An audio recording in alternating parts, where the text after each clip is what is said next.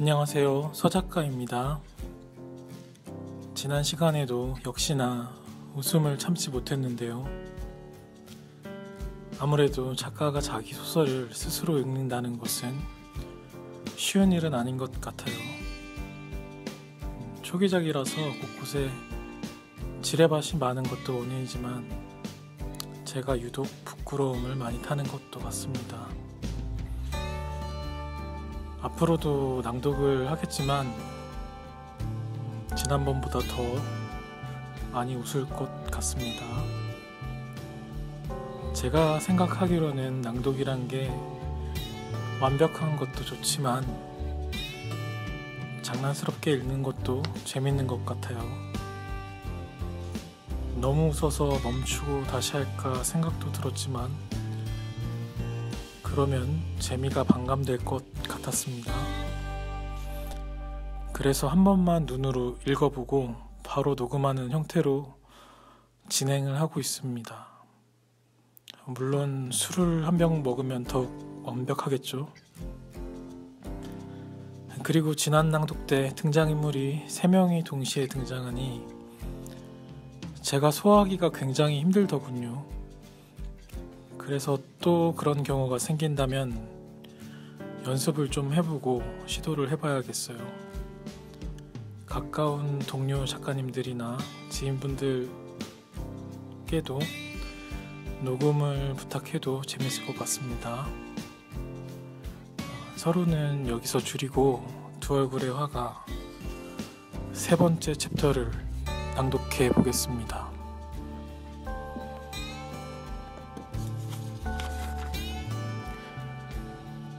성태는 차를 타고 리치의 작업실로 향했다.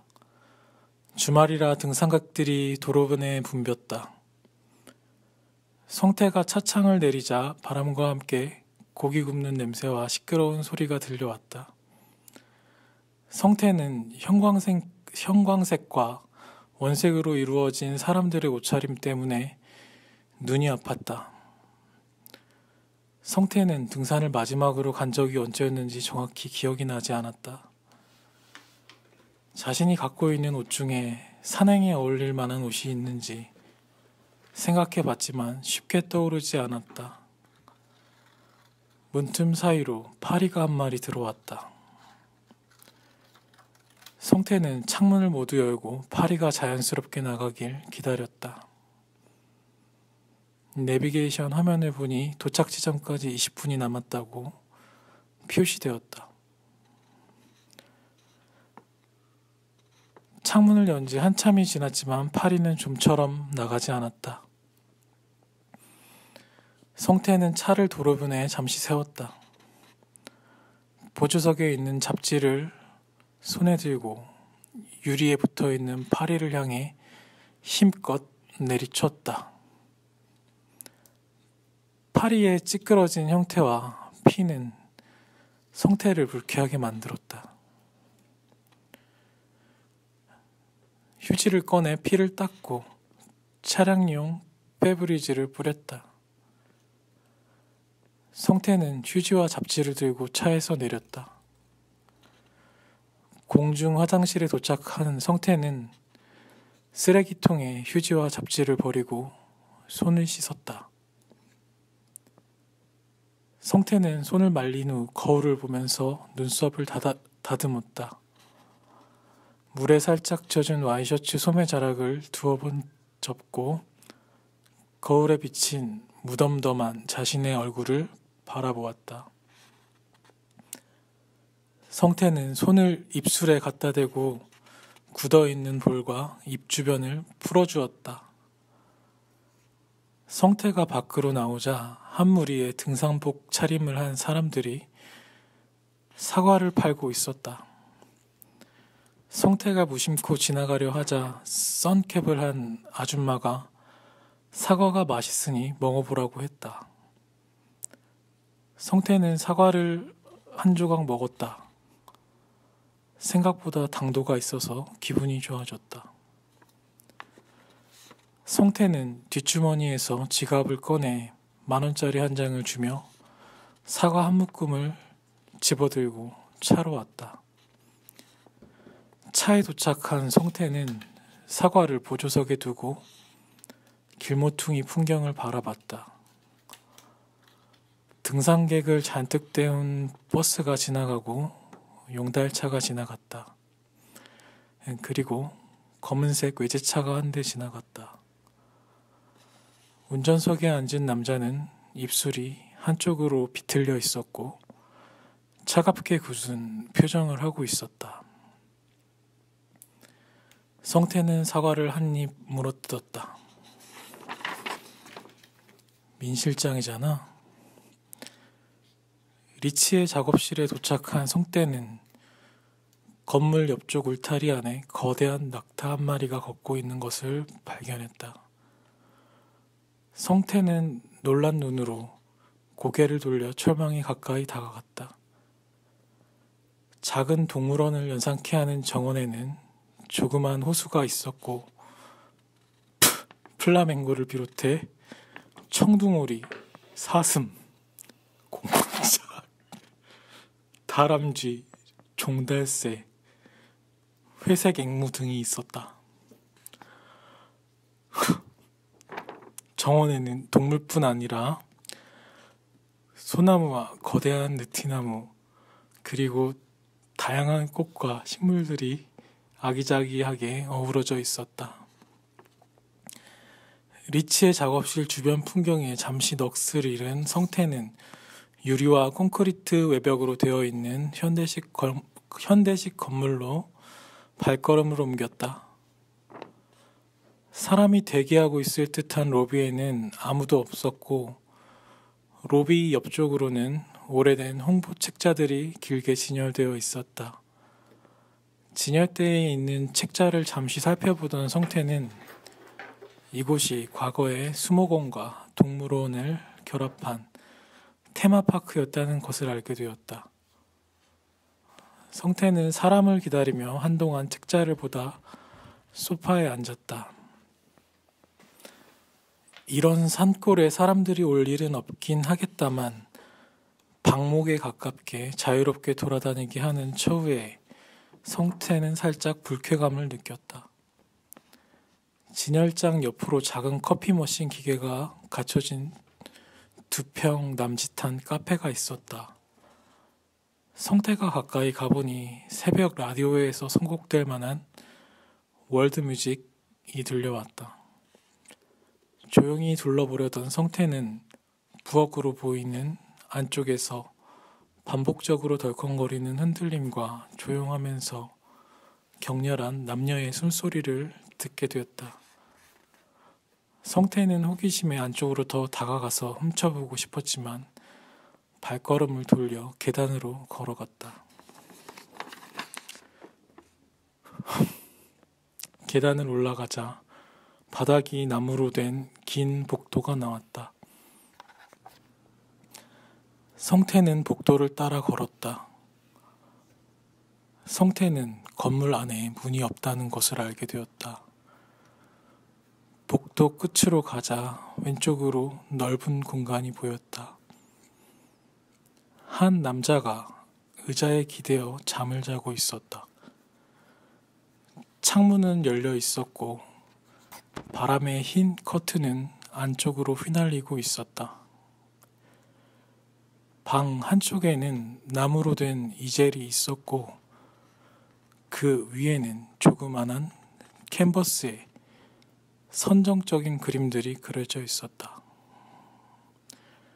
얼굴이 이상한 여자와 괴로 보이는 한 남자가 몸이 섞여 있는 장면이 그려져 있었다. 이젤 옆으로는 긴 선반대가 있었는데 각종 와인과 주류, 술병들이 놓여 있었다.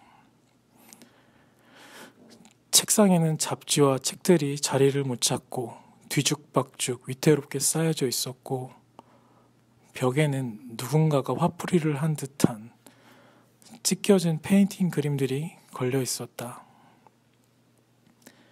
피아노 선반 위에는 존 레논의 사진이 놓여 있었다. 성태는 주인의 허락도 없이 건물 깊숙이 들어온 것이 마음에 걸렸다. 바로 그때 삐걱거리는 소리와 함께 한 늙은 남자가 기지개를 켜며 소리를 질렀다. 어떤 놈이야? 잠자는 걸 깨워서 죄송하게 됐습니다. 저는 지난번에 연락드린 임성태라고 합니다. 건물에 사람이 안 보여서 여기까지 들어오게 됐습니다. 성태는 검버섯이 그득한 노인의 얼굴을 바라보며 대답했다. 누구를 찾아왔나? 광수를 찾아왔나? 리치 씨를 만나기로 했습니다. 잘못 찾아왔어. 여기에 그런 놈은 없어. 리치라고. 얼어 죽을 그놈 이름은 광수야. 커머리 같은 놈이지. 성태는 노인이 술에 많이 취해 있다는 걸 알았다. 그리고 이런 상태가 당분간 오래 지속될 것이라고 느껴졌다. 그렇다면 광수라는 그분의 작업실은 어느 방이지요? 아니 이 사람아, 그놈은 그림을 못 그린다니까. 나 없으면 생쥐 한 마리도 못 그리는 머저리 같은 놈이야. 입만 살았지 그 자식은. 그래 걔야 걔. 발정난 새끼지. 송태는 이야기가 점점 흥미로워져 가는 걸 느꼈다. 그럼 당신과 강수 씨는 어떤 관계입니까? 어떤 관계? 너 기자냐? 호구조사하러 온 거야. 빌어먹을. 그래 빌어먹을 관계라니까. 그놈이 나한테 빌어먹고 있지. 내가 빌어먹을 수 있는 것도 일 수도 있지. 이젠 내 그림은 늙어서 돈이 안 되니까. 젠장 내가 알아 내 맘을. 노인은 고개를 돌리고 의자에 놓여있던 커티샥을 입에 한가득 부어 넣었다. 노인은 소리를 지르며 욕을 뱉어댔다. 술은 노인을 점점 더 고통스럽게 했다. 노인은 비명을 지르던 중 술병을 들어 반쯤 그리다만 캔버스를 향해 던졌다. 둔탁한 소리와 함께 술병은 나무바닥을 구르며 한쪽으로 굴러갔고 주둥이에선 술이 쿨럭쿨럭 흘러나왔다. 젠장 이게 다 늙어서 그래. 노인은 붉어진 얼굴로 성태를 쳐다보며 말했다. 너 가만히 쳐다보지만 말고 밑에서 안주 좀 가져와. 성태는 무덤덤한 표정으로 주위를 둘러봤다. 성태는 소파 옆에 있는 오징어포를 뜯어서 노인 앞에 가져다 주었다. 늙어서 많이 아쉬운가요? 노인은 빨갛게 충혈된 눈으로 흐리멍덩한 표정을 지으며 성태를 바라보았다. 그렇다 이 멍청한 놈아. 늙으면 아무 소용이 없어. 내가 지랄을 해도 캔버스에다 온갖 별짓을 다 해도 소용이 없는 거야. 노인은 오징어 몸통을 질겅질겅 씹으며 창밖을 바라봤다. 위대한 작품을 만들어도 그냥 늙은 놈 그림인 거야. 노인은 옆에 있던 술병을 잡고 술을 다시 입에 들이부었다. 야 임마! 네가 뭘 알아? 아무것도 모릅니다. 노인은 붉어진 얼굴로 껄껄거리며 웃으며 말했다. 그래 임마 아무것도 모르는 거야. 모르는 게 더 나아. 이 바닥은. 노인은 소파에서 땅으로 고꾸라지며 바닥에 누워 잠들었다. 성태는 작업실 구석에 눕혀있는 그림을 바라보았다. 흑백으로 페인팅된 기괴한 그림이었다. 여러 개의 손가락들이 꽃처럼 한 곳에 뭉쳐져 있었다. 성태는 노인의 얼굴을 바라보았다. 노인은 코를 골며 잠이 들었고 몸 전체가 붉어져 있었다. 성태는 핸드폰을 꺼내 쓰러져 자고 있는 노인과 작업실의 그림들을 카메라로 찍었다. 그리고 서랍장에 꽂혀 있는 노인의 화집을 하나 집어들었다. 화집에는 노인이 과거에서부터 가장 최근까지 그려왔던 그의 대표작들이 들어 있었다. 초기작을 제외한 대부분의 그림들이 추상화였다. 성태는 작업실에 있는 그림과 노인의 화집 속 그림이 전혀 매치가 안 되는 것을 느꼈다. 노인의 말대로라면 노인은 리치의 그림을 대리로 그려주고 있다는 것인데 너무나 상반된 그림이라 일부러 그리기에도 조금 벅찬 감이 있었다. 하지만 중간중간 배경의 표현과 세계조합은 작업실의 그림과 일치했다. 성태가 건물 밖으로 나갔을 때 낙타는 보이지 않았다. 나무 위에서는 새들이 알 수 없는 소리로 지저귀었고 햇살은 따스했다.